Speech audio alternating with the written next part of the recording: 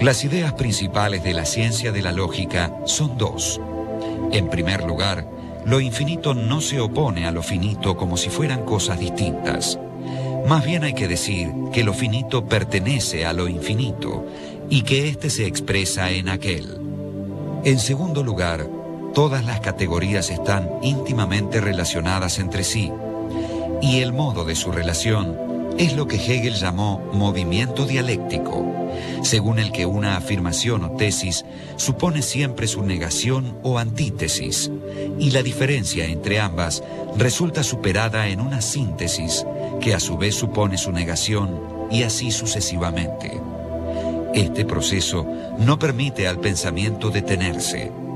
El movimiento dialéctico opera en la ciencia de la lógica desde el principio al fin. Hegel reacciona contra ese formalismo que les gustaba mucho a los autores de manuales, por ejemplo, del pensamiento marxista, y que usaban la fórmula tesis, antítesis, síntesis como una especie de fórmula sacramental, algo así como los gestos del sacerdote durante la misa o cosas por el estilo. En Hegel nunca está nítidamente presentada esa especie de ritmo de ballet, de la tesis a la antítesis, etc. Lo que sí está es la idea de que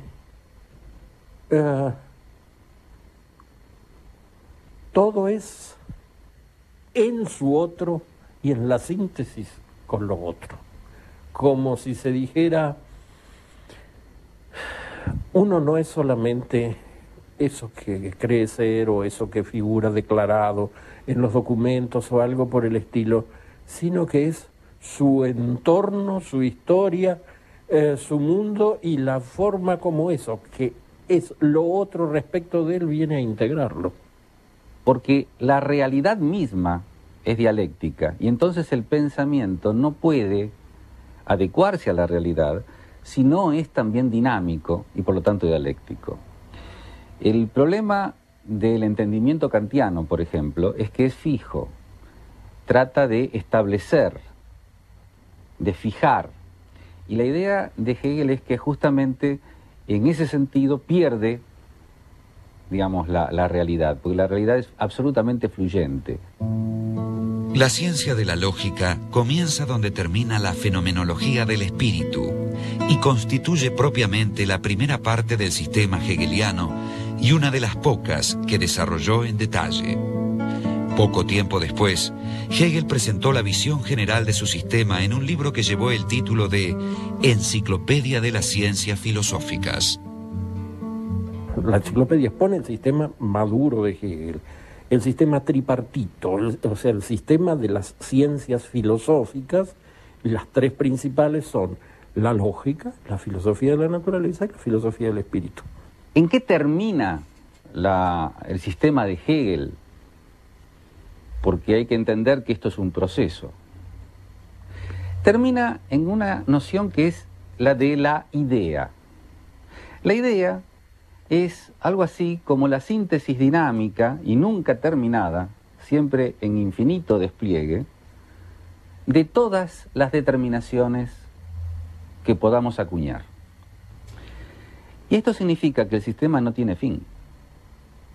Esto significa que cuando Hegel establece algún punto donde dice, bueno, hasta acá llegamos, no está diciendo que no haya despliegues ulteriores, está diciendo que la filosofía puede ver lo que ha ocurrido, lo que se ha desplegado, lo que se ha determinado hasta un punto, pero que en realidad no hay cesación del proceso. Si el proceso se detuviera, todo se caería, porque lo que realmente tiene como base el pensamiento de Hegel es que el todo, el absoluto, es este proceso, es esta dinamis, es una dinamicidad absoluta. En 1818, Hegel ocupó una cátedra de filosofía en la Universidad de Berlín. 3 años después, publicó sus Principios Fundamentales de la Filosofía del Derecho, en el que exponía con más detalles algunas ideas que ya había planteado en su enciclopedia. Quizás el último de los grandes prefacios escritos por Hegel viene a concentrarse en la afirmación que se hizo célebre, según la cual todo lo que es real es racional, así la traducción en español, y lo que es racional es real, cosa que ha suscitado críticas, etc. Eso viene a condensar la idea de que no se trata de proponer al lector cómo debe estar organizado el derecho y las instituciones del derecho, la familia, la sociedad, el Estado, sino que se trata de aprender de lo que es, lo cual querría decir, se viene a constituir este discurso en el análisis de cómo es el mundo del derecho, o como dice el otro título de la obra, del Estado, de la organización de la sociedad y del Estado. Justamente la figura de Hegel, una figura bisagra, significativa. Es decir, cierra una época que sería la modernidad, la lleva a su culminación, esta filosofía de la subjetividad autónoma, autosuficiente, confirmada por la Revolución Francesa, es decir, el yo pienso se confirma por el yo puedo, y entonces esta va a ser una marca que va a estar en Hegel, incluso la va a llevar a su exasperación.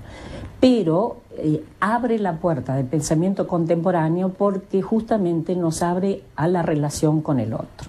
Hay una frase significativa dentro de la fenomenología del espíritu donde Hegel justamente dice que solo hay una autoconciencia, es decir, un yo, un sujeto, frente a otra autoconciencia. El ingreso del otro, entonces, en la relación consigo mismo, evidentemente la hace estallar y en conflictos, pero al mismo tiempo la enriquece enormemente en ese intercambio. La importancia de Hegel en la historia de la filosofía no puede ser exagerada. Es prácticamente la filosofía en la que culmina la historia del pensamiento occidental desde los presocráticos.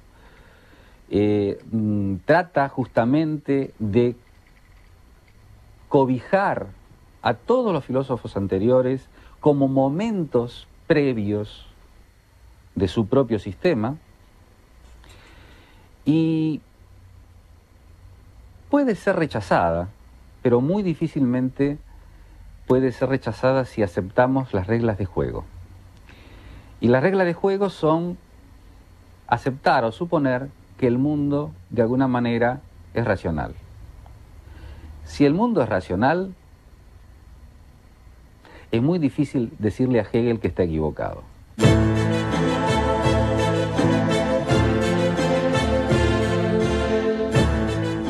Hegel fue nombrado rector de la Universidad de Berlín en 1829.